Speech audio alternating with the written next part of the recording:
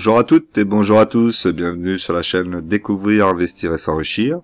Vous êtes sur la playlist Bourse, mon portefeuille Trade Republic. Donc Trade Republic est mon portefeuille CTO, donc compte titre ordinaire si vous préférez, qui est un néo-courtier, on appelle ça un néo-courtier, et qui propose donc différentes possibilités d'achat avec des fractions d'actions, avec des possibilités de plans d'investissement. Donc c'est plutôt intéressant pour investir dans le principe un peu livret A. C'est-à-dire moi c'est comme ça que je vais le voir, c'est-à-dire je vais investir dessus un petit peu, je vais pas trop investir non plus, et je vais le retirer sans doute beaucoup plus régulièrement que je vais le faire sur les autres comptes que je vais avoir. C'est presque sûr. Voilà, l'objectif c'est pas forcément de garder sur long terme. Après on verra comment ça se passe. Peut-être que j'en aurai pas forcément besoin et auquel cas on laissera le compte tourner tranquille. Mais ça serait plutôt dans cet état d'esprit-là. Alors actuellement mon portefeuille est de 632,47 €. Donc je fais des investissements 50 € par mois. En tout cas c'est ce que je voulais faire à la base. 50 € par mois, ça va me faire 600 € pour l'année. Donc là, j'ai l'argent sur le portefeuille qui va me couvrir l'investissement jusqu'à l'année prochaine, en avril prochain. Donc ça, c'est déjà le côté positif. C'est d'ailleurs pour ça que j'ai laissé cette somme-là, d'ailleurs. Le reste, je l'ai retiré. Et comme Trade Republic propose sur les intérêts, propose des intérêts à hauteur de 2% sur la liquidité que vous laissez sur votre compte, les 600 € vont pouvoir, après comment ça fonctionne en termes de calcul, parce que c'est du mensuel ou c'est par jour. Bon, dans tous les cas, ça fera pas énorme par rapport à l'inflation, mais ce sera toujours ça qui est pris. Ensuite, donc du coup sur Trade Republic, vous avez donc les tendances en France. Donc d'ailleurs, on a le CAC 40 qui explose à la hausse là. On sait pas où il va s'arrêter, s'il va s'arrêter. Fort probable qu'à un moment ça s'arrête, mais on ne sait pas quand. Et d'ailleurs, bien poussé par des valeurs du luxe, puisque les valeurs du luxe sont vraiment très importantes dans le CAC 40. Et d'ailleurs, il va falloir peut-être que j'y réfléchisse un peu plus pour mon PEA, et notamment LVMH là qui a battu aussi des records, et Hermès qui est pas loin d'atteindre les 2000 €, ce qui est quand même énorme. Ensuite, on a les tendances. Donc là, dans les tendances, vous avez la possibilité en fait de cliquer dessus. Vous allez avoir des valeurs qui correspondent à l'eau dans le monde, par exemple, ou la cybersécurité. Ça, c'est plutôt pas mal. C'est vraiment, c'est ludique, on va dire. Voilà, de toute façon, la plateforme, elle est vraiment faite pour ça. Elle est faite pour être utilisée, à mon avis, plus sur les téléphones que sur les ordis. Alors moi, je suis plus sur l'ordi que sur le téléphone. Et évidemment, je pense que ça s'adresse surtout à une jeune génération qui fait des petits investissements. Voilà, pourquoi pas. Après, je dis pourquoi pas sur des petits investissements, mais je trouve dommage. Moi, c'est pas que je trouve dommage. C'est pas le terme que je vais utiliser, mais c'est juste que voilà, j'ai du mal à me projeter sur long terme sur la plateforme. Et surtout, lorsque le portefeuille peut atteindre des montants assez énormes, j'aurais du mal à avoir confiance suffisamment.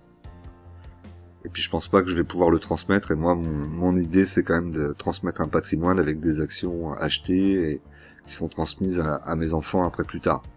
Là ils ont beau dire que oui on pourra les transmettre, si vous avez que des fractions d'actions ça va être compliqué, et puis quand vous achetez des valeurs en euros qui correspondent pas à la valeur faciale en dollars, bon, à mon avis, il y a un problème quand même quand vous allez vouloir les transférer.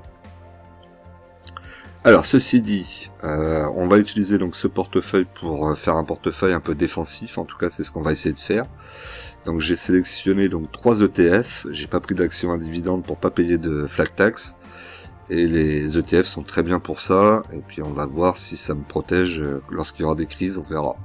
C'est à ce moment-là que la vérité se révélera au final. Mais comme d'habitude, je vous rappelle que l'investissement en bourse peut provoquer une perte partielle ou totale de votre capital.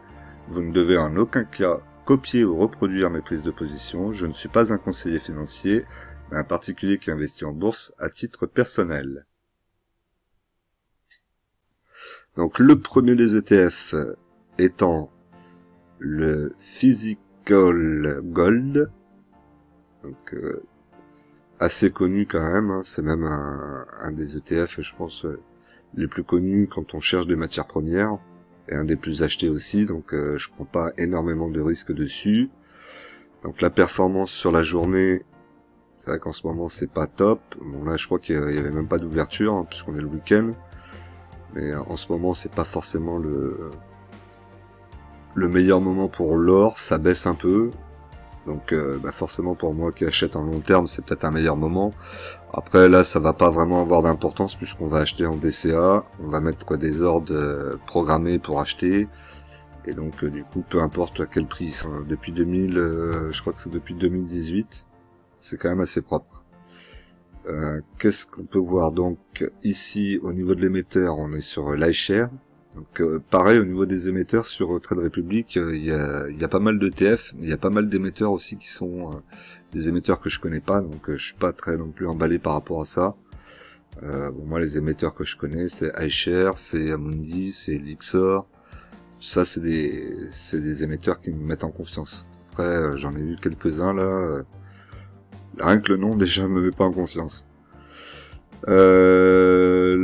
L'ETF, donc il est basé en Irlande, ce qui est souvent le cas d'ailleurs. On est donc sur une méthodologie physique, donc réplique physique, alors ça c'est très bien, et c'est exactement ce qu'il nous faut.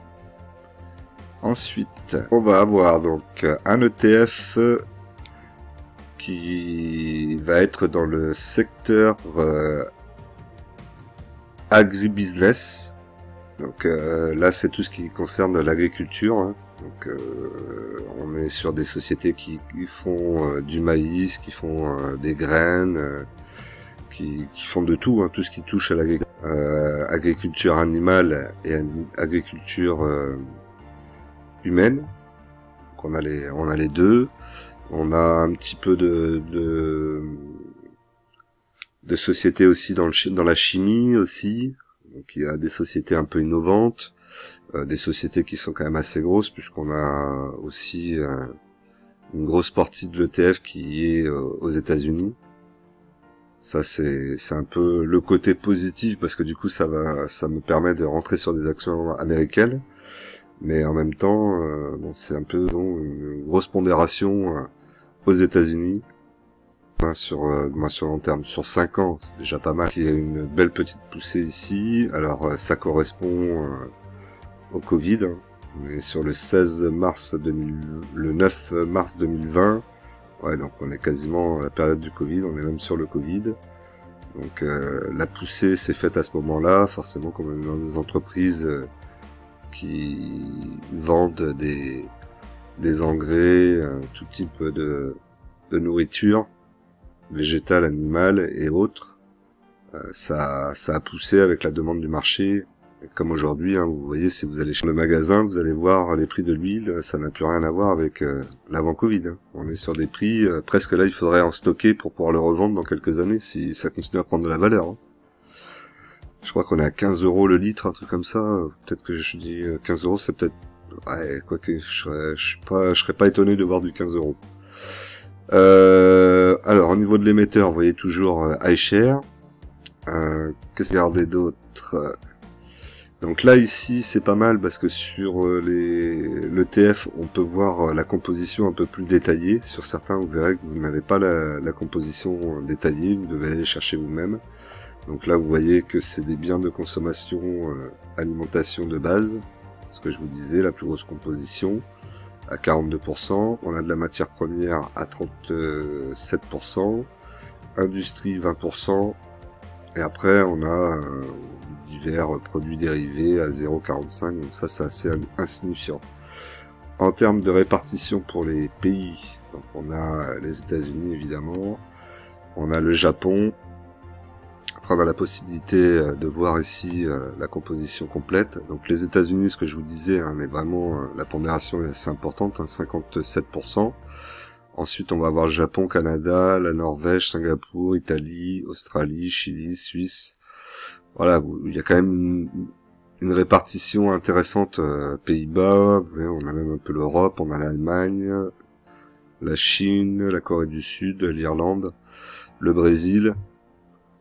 C'est plutôt diversifié, même si on a quand même 50% des États-Unis dedans, et ça forcément ça pèse.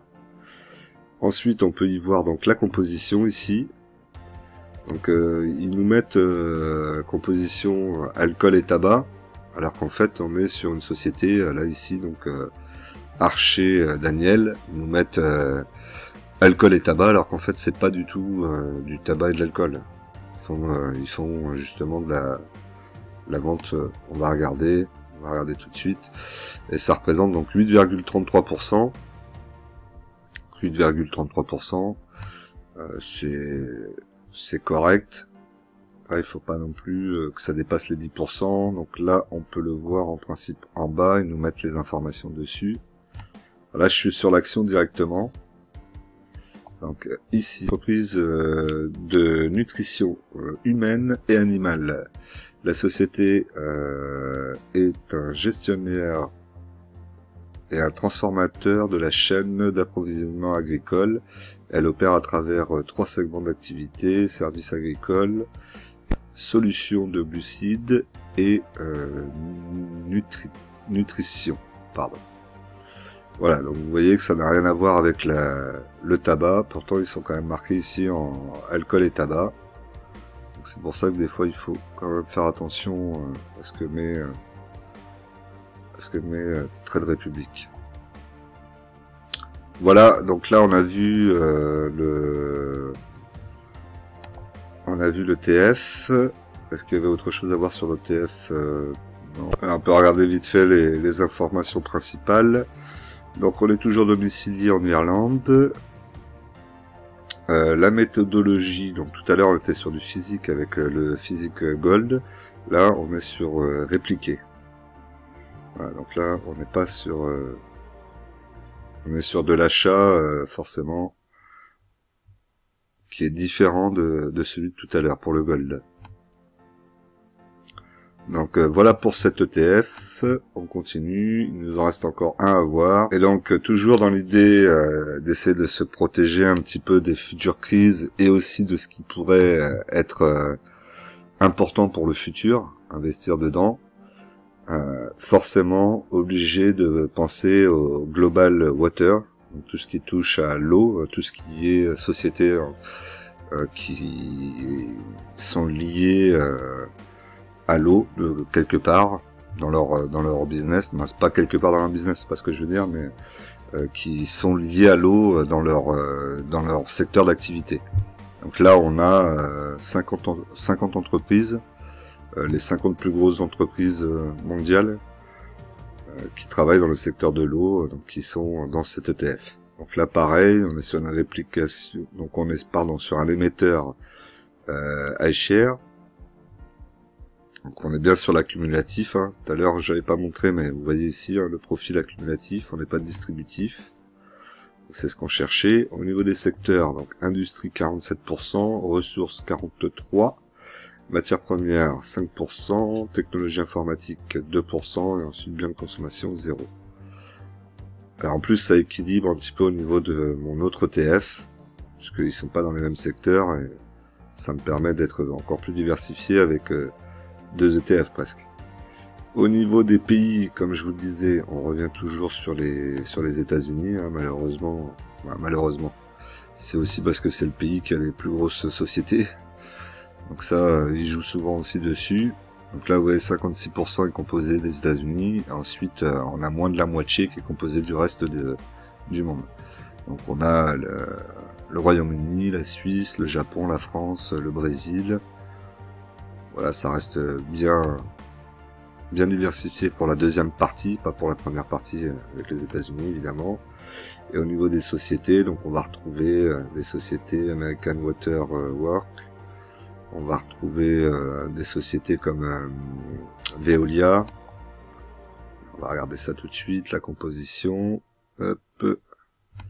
Voilà, vous voyez Veolia ici à 4,37%.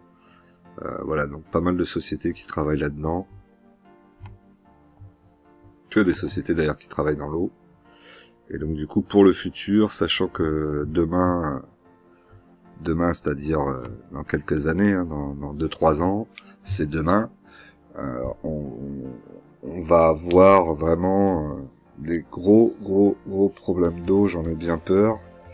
Et donc du coup, je pense que commencer à me mettre sur un ETF qui est composé essentiellement d'entreprises qui vont être dans un secteur qui va être très tendu dans les années à venir, je pense que ça peut être intéressant.